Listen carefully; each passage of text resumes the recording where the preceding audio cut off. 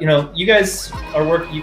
Both, David has built BTC Media into what it is today, and it really is the most important media, company in the space, obviously, and has carried the mantle for Bitcoin in the media space for a long time. It's awesome now to see more Bitcoin media outlets dedicated to Bitcoin only, kind of filling up the space and putting out more just really thoughtful commentary and analysis and news into the space. You guys are the banner bearers, and I would love to hear about the history of BTC Media from you and Bitcoin Magazine, and just kind of don't worry about going on too long. I'd love to hear the story personally, and CK, jump in. I know that you kind of came in a couple of years ago, so jump in with some stories as well.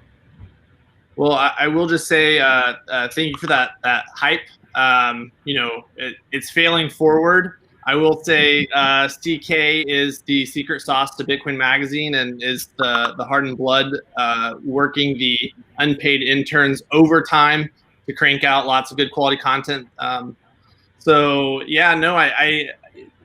kind of the golden era of Bitcoin Magazine came about from us almost losing all of our money goofing off in other things other than Bitcoin.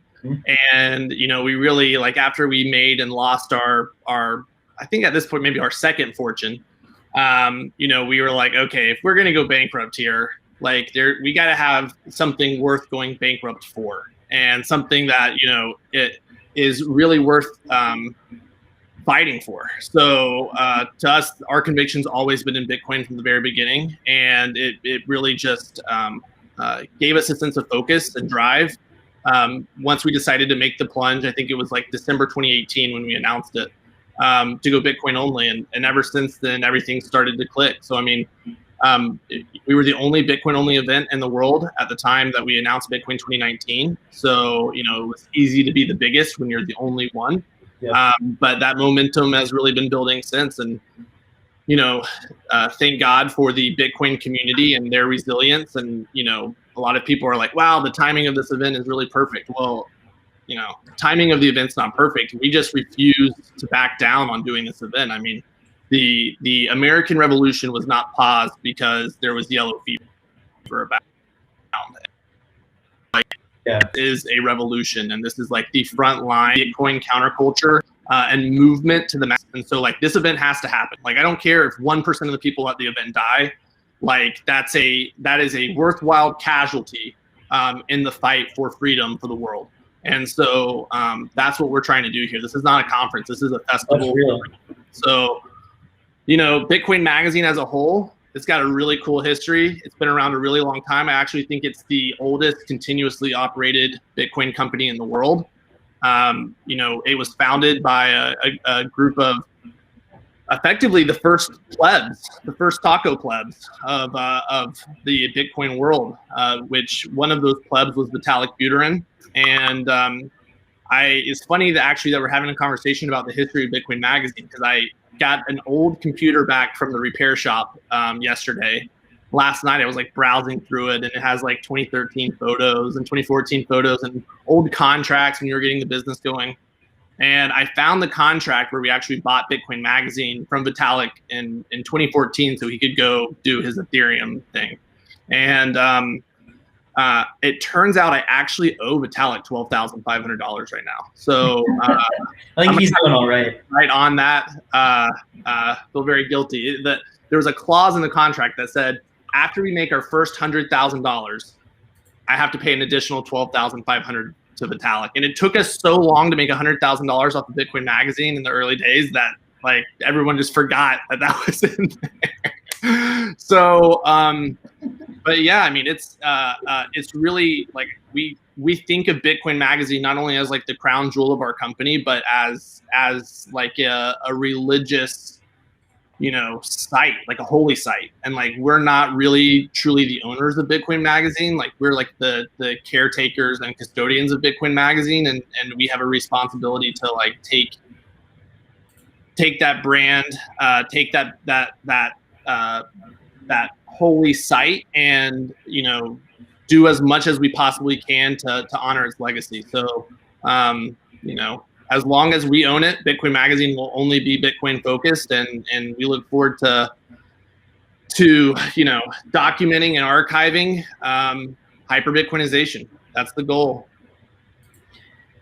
Yeah, I remember when you all, you know, made the decision to turn back to going Bitcoin only, and that was I mean, it was a big deal. You know, I'd been Bitcoin like a year and a half or something at that point, and there was this kind of big push for you know, Bitcoin only, going, you know, kind of heading into that bear market. And there were several podcasts, you know, that were like considering, notably, I remember like Peter McCormick was, you know, debating that, and the community was trying to push him toward going Bitcoin only, and he eventually did, and then Bitcoin Magazine did, or I don't remember which happened first, but they were big. It was a big deal, right? And it confirmed that, look, this is going to be an industry. It's not going to be a crypto industry. There's going to be, or not just a crypto industry. There's also going to be a Bitcoin only industry, and you know, another banner that, you know, has been carried by Bitcoin Magazine, and definitely really appreciate it, because I can't, you know, there's like CoinKite, you know, kind of comes to mind as a Bitcoin only company that's been carrying the banner for a long time, but there's not that many. And you know, since you guys made that switch, you know, we've got, you know, Swan obviously is a Bitcoin only company, River, you know, Fold, Casa, Unchained, you know, so you've got quite a few Bitcoin only businesses that have emerged and are building this industry. And so I think it was a turning point in the middle of this past bear market that, hey, you know, we're going to give birth to this Bitcoin only industry, and it's going to be a thing. Well, you know, it's kind of funny, like Bitcoin only, when Bitcoin got started, there was only Bitcoin. And every other project, even Ethereum, it was a child of Bitcoin. Like, it was just like a little fringe offshoot of Bitcoin, but it was still Bitcoin. And so everyone accidentally kind of became crypto rather than just Bitcoin, because they didn't really differentiate that you know, the ecosystem was more broad. And so, you know, it kind of just happened that way. And then I had a conversation with Aaron Von Wardem from our team in, I think, July or June of 2018. And he was like, you know, what happens in Bitcoin reverberates throughout all of crypto. You know, if Bitcoin has a scaling problem, every protocol has a scaling problem. If Bitcoin's working on, you know, smart contracts, or every protocol is working on layer 2 solutions. And so, you know, if we can't be the best at everything, then why don't we just focus on the thing that we love, that we have the most conviction in, that really has influence over every other protocol? And he was 100% right. And that was really our kind of thinking change of, like, you know, all that really matters is the innovation happening in Bitcoin, and everything else is downstream from that. And I think a lot of companies are waking up to that. I mean, this is part of the goal of what for the conference, is to really kind of show businesses what they're missing out on by not being focused on the Bitcoin community and the Bitcoin technology. And I think Unchained is the perfect example of a company that, you know, they're a custodian, they're in the custody business. There's a lot of companies in the custody business, but they're the only company that I'm aware of, other than maybe Casa, that is focused specifically on Bitcoin custody, which means that they're building a custody product that uses multi-sig. Whereas if I'm running on Ethereum or any of these other protocols that don't have native multi-sig built into it, then my custody solution looks totally different. And so people are taking a custody solution that they build that's like technology agnostic for all of these protocols, but is really inferior to what a Bitcoin only custody product would be. And they're kind of building an inferior product for the entire marketplace. And Unchained being like zoomed in 100% on like, hey, we're just here to service Bitcoin, has really given them like a competitive advantage, and you know, they're way far beyond where any really other custody business is as it relates to storing Bitcoin. So, you know, it's that insight, I guess, is something that's not 100% obvious to people until you really start, you know, examining it closely, and that's what we hope happens from this event. Yeah, that's really well said. CK, you came in when did you join Bitcoin Magazine? So I learned about Bitcoin in, I think it was like September or October 2020 or 2017, and then I joined Bitcoin Magazine February 2018. So it did not take me long to like get orange pilled, quit my job, get a Bitcoin job. So I was very eager and determined to work in the industry, and I've been absolutely loving it every day since. Either I'm doing something I hate, or if I'm doing something I love, like the fact that I just get to wake up in Bitcoin every day, and I've been doing that for like 3+ years now. Like it's pretty freaking awesome. And I mean, building Bitcoin 2019, that was amazing to see like the roots start there. I've really had like taken a step back from Bitcoin 2021 just because I'm leading things over at Bitcoin Magazine. But the thing I love most, and I've been getting this feedback a lot from people who are entering the space now, is that, you know, you enter the space, what's the first thing you do? You start looking for like the crypto news sites, you go in on Cash App, you're, you know, jumping onto YouTube, you're seeing Swan Signal, you're seeing a lot of different like inputs. But there's something about Bitcoin Magazine and like the news, the news written website kind of medium that has a level of credibility that's added to it. And the fact that Bitcoin Magazine has the history, has the brand, has the credibility, and then we are going and we are not only covering what's happening, but we respect Bitcoin in the way that we cover it. And we're saying Bitcoin is different. These other things are not the same as Bitcoin. Like that is something that people notice. And a lot of people have been coming up to me, especially plebs, saying like, I entered in the space, followed CoinDesk, Cointelegraph, The Block, Bitcoin Magazine, and Bitcoin Magazine is what orange pilled me into Bitcoin maximalism, into Bitcoin only. So the fact that Bitcoin Magazine can act as the top of the funnel for the Bitcoin only industry is like just absolutely what we're trying to do here. And we're trying to give a voice to the plebs. Like I keep saying to my team, like respect the plebs. Like the plebs are what built Bitcoin Magazine. And it's amazing to kind of hear David talk about Bitcoin Magazine in 2013 as being like a pleb periodical. And yes, those people who started it left and did something else, but it was taken on by other plebs, and we're just keeping it going. So, you know, I love that I get to just be the pleb leader of the mag, and I love like literally trolling Twitter and finding, you know, Bitcoiners that have something to say and giving them a platform. And dude, CK, how much have you grown the team? I mean, traffic in the past month, all-time record traffic, but I mean, I feel like we've grown like the diehard Bitcoiners on the team full-time at Bitcoin Magazine, like what, 5x since you've taken over?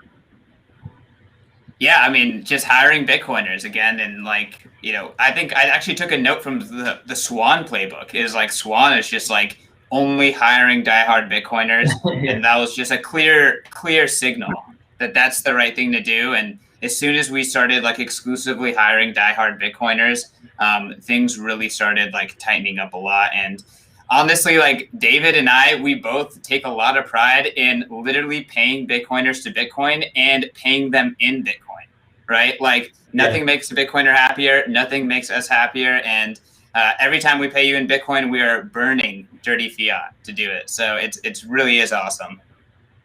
Yeah, definitely appreciate the burning dirty fiat and turning it into Bitcoin. In fact, if you go to webuydirtyfiat.com, it'll take you to a website that will burn your fiat and give you Bitcoin. So yeah, it's an important job. Somebody's got to do it. Someone's got to take the fiat, you know, and give you the Bitcoin. It's, you know, it's not an easy job necessarily to take fiat and give out Bitcoin, but somebody's got to do it. Yeah. Somebody's got to do it. Can we go back and talk a little bit about the founding, like the early days? And you alluded to, David, about the Bitcoiners in 2013. Can you talk about who those people were and what the magazine was like then? Was it just sort of like literally like a zine that was thrown together and distributed out? Did it start like something like Citadel 21 is today? Is that yeah. So they registered the domain in 2011. They launched it in 2012. And this was like a Bitcoin magazine. Part of the reason it has such a special place in people's heart is because at this point in time, the Bitcoin Talk forums was where everything happened in Bitcoin. I mean, you know, they're still active. It's a cesspool, but you know, there are threads there that are like 20,000 pages deep that people are still talking on. So Everything happened there. And you can imagine, as you're trying to evangelize Bitcoin to, a pre-coiner, telling them, hey, go check out Bitcoin Talk forums and jump into the cesspool, really is not the best user experience. And so Bitcoin Magazine really came about as like, hey, the community needs an information outlet that's credible, that's technical, that gets the counterculture, and that we can distribute this thing in physical form, and we can put it in bookstores. I think it was at Barnes & Noble was the initial distributor for it. And it's like, Bitcoin is real, people. Like, we have our own magazine. And so that had like a special place in the hearts of, this emerging community that definitely had a chip on its shoulder about whether or not Bitcoin is real money or is it just fake internet money. So that's how it started. In 2013, so I didn't get involved in Bitcoin until November 2012. And so, when I first got started in Bitcoin, BitcoinMagazine.com was like the definitive source of information. I mean, a lot of topics that are just like completely core to Bitcoin were discussed for their first time at BitcoinMagazine.com in the comments section. And Vitalik was pumping out tons of content. So, it wasn't until I think mid 2013 that CoinDesk came around, and for a solid year and a half in the very formative kind of period of Bitcoin, Bitcoin Magazine was all there was, and it covered the scams, the technology, what is the intrinsic value of Bitcoin. It's really interesting to go back and read through the old archives of content to see what was just totally off base and what was spot on. And we have a section on BitcoinMagazine.com called the Best of Bitcoin Magazine. Highly recommend people checking it out and kind of reading some of the history tombs. But we started BTC Media with a magazine called Why Bitcoin in 2013, which was evergreen content about what is Bitcoin, why does it matter, how do you buy it, how do you store it, what is Bitcoin mining, just the basic questions that everyone asked again and again and again. And so we distributed several 100,000 of those magazines in 2013. From that experience is how we kind of built the relationship with the Bitcoin Magazine team. And when Vitalik and Mihai started working on, a Bitcoin 2.0 project, which at that point in time didn't have a name, we were like, yo, we will take over Bitcoin Magazine for you. So we brokered a deal. It's a laughable amount of money today, but back then it was a fortune for us. And we bought it. The owners at the time were Tony Glippy from BitPay, Stephen Pear from BitPay, Vitalik and Mihai, Charlie Lee of Litecoin, Josh Zerlin of Butterfly Labs, Trace Meyer, who doesn't need any introduction, and I'm forgetting one or two other names. I mean, the old school guys, and they all had invested $5,000 in the business, which at that time, $5,000 was not chump change. I mean, that was $5,000. So, I mean, I think when everyone was broke in Bitcoin, it made everything much more fun, much more open, much less stressful. Much more focused on the core message and roots of Bitcoin, because there wasn't this incentive to go out there and, create your new altcoin or create your own protocol so you can, harvest as much money as possible. So it was a good time, and people were very open and available and just loved to talk Bitcoin. Yeah, man, those were the glory days. And part of what we were trying to do with Bitcoin 2019 is like after the launch of Ethereum, after the block size wars, civil war, like the community had gotten so fractured and so just bitter about everything. Yeah. It was like, hey, okay, we need to rebuild the Bitcoin community that was here in 2013 and 2012 that like captured people's like hearts and minds, and we need to bring back the Bitcoin movement. And like we need to move beyond all of this like fractured community stuff. Like Bitcoin is what it is. It can't be changed. Like layer one is ossified, whether you like it, love it, hate it, whatever, it doesn't matter. It is what it is. And then like let's like focus on the future. Like let's bring Bitcoin to the masses. Let's focus on hyper Bitcoinization. let's take all the cool things that people want to do with Bitcoin and figure out how to build them without having to hard fork Bitcoin. And in the hearts of every single altcoin founder that's out there, maybe not the most recent ones, but like at least all the OG altcoin founders, whether that's, Vitalik or Joe Lubin or Anthony Diorio or Gavin Wood or Charles Hoskinson or Charlie Lee, they're all diehard Bitcoiners on the inside. Like that's the dirty secret. They all love Bitcoin. They all consider themselves Bitcoiners, and they're very far down this path of really kind of sucking away talent, energy, money away from the Bitcoin protocol rather than giving back to it. And our hope is that if we can rebuild the Bitcoin movement, rebuild the Bitcoin community, show a path forward for how Bitcoin can really scale and grow to be, sound money for the world, that, these people that are, totally wasting their time in other protocols can come to a realization that like Bitcoin is really where they need to compound their time and energy and effort and come back to Bitcoin. So, the Bitcoin Twitter is in the bridge burning business. Someone's got to build the bridges for them to be burned later. So we're trying to like do some of the bridge building. And, I actually was chatting with Roger Ver this morning briefly. Roger's this close to coming to the conference. And I've told him, are you kidding? You can only come to the conference. You have to abide by the rule of like, you can't talk about Bitcoin Cash. You can't criticize Bitcoin Core. Like you can only be there to talk about what's awesome about Bitcoin and like, how can you productively give back to it? And, for 2019, he was like, no way, can't do it. For 2020, he was like, only if Bitcoin Cash can be a part of it. I'm like, sorry, Roger, that doesn't abide. And then for 2021, he's like, I want to come, but I don't think I can do it this year. And then he told me this morning, maybe Bitcoin 2022. So if we can get Roger Ver back to supporting Bitcoin Core, boom, baby. Oh my God. All right. So that would be quite an accomplishment. I mean, we're building the biggest coalition in the world, and we got to talk about like, what is the endpoint? What's the goal? And it's hyper Bitcoinization, and everything else is noise. Everything else is distraction. It doesn't fucking matter. It's like we have to free humanity from the chains of fiat, and that is all that matters. And so anyone who's on board with that mission, anyone who's on board with that message, they're part of the coalition. I don't care if they're ISIS. I don't care if they're cartels out of Mexico. I don't care if it's Roger Ver.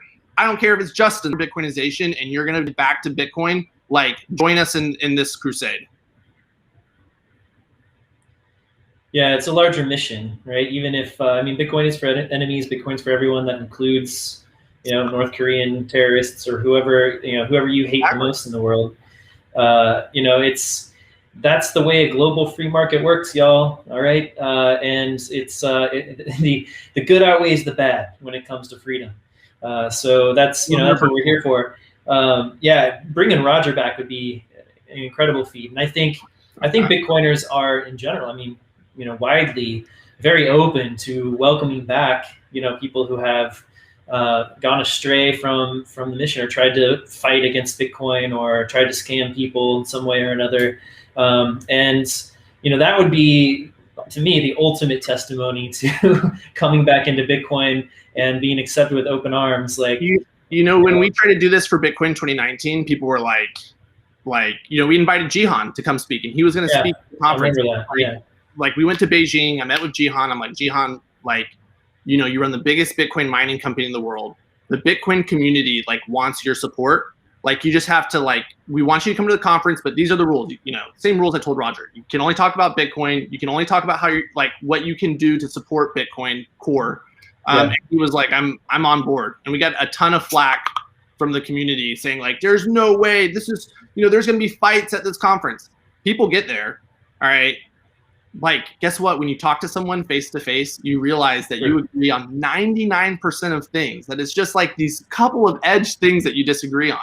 And people built new friendships. People discovered, wow, the Bitcoin community is way more vibrant than I thought. And there were people that were diehard Bitcoin Cash people or diehard Bitcoin SV people or whatever, who after that conference are like, dude, I love Bitcoin Core. What have I been thinking or saying or doing all this time? I need to give back to Bitcoin. And like now they're good practicing Bitcoiners, you know? So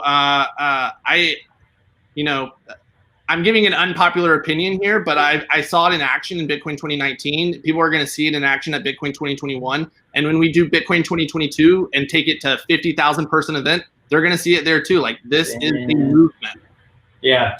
Yeah. People are, I mean, just in general, a lot different in person than they are in their online personas, but in particular Bitcoiners, because it does get really chippy on Bitcoin Twitter, and there is the toxicity against scammers and just like zero tolerance for that kind of stuff, which there should get, but then bleeds over into getting personal, and there's people who just end up enjoying like just flame wars for the sake of it or whatever, and which is fun sometimes. I'm not knocking it. Like there's a place for that type of stuff, but that's not everything, Yeah, and I had the same experience at Bitcoin 2019. I came in and met a bunch of people who was in person. Personalities were just a lot different than I expected, to meet in person. Some were exactly the same, but a lot of them were different. Yeah, I mean, it's just like, dude, we're not trying to build the Borg, we're not trying to make it where like all Bitcoiners are the same thing, the same person who says the same talking point. Like that's not what Bitcoin's all about. Like it's like Bitcoin is a shared set of ideas. And it's like, if you embrace that shared set of ideas, all the other parts of who you are can be radically different than who I am. That's fine. Like at least we have this common set of beliefs that we can collaborate around on. Yeah, exactly. Yeah. I want to jump in here. Like, I love that. There was an article actually written by George Mikhail on Bitcoin Magazine. I think it was around Christmas time. But the article is literally titled "Bitcoin is Common Ground." In a social distance world, Bitcoin is common ground. He just dives into like, as we're in this world where no one agrees on what reality is, Bitcoin is common ground, and Bitcoiners have that common ground. And when we can come together and agree on that Schelling point, at least what is money, like we start realizing that we can start collaborating now. It's almost like there's some social scalability that comes with it.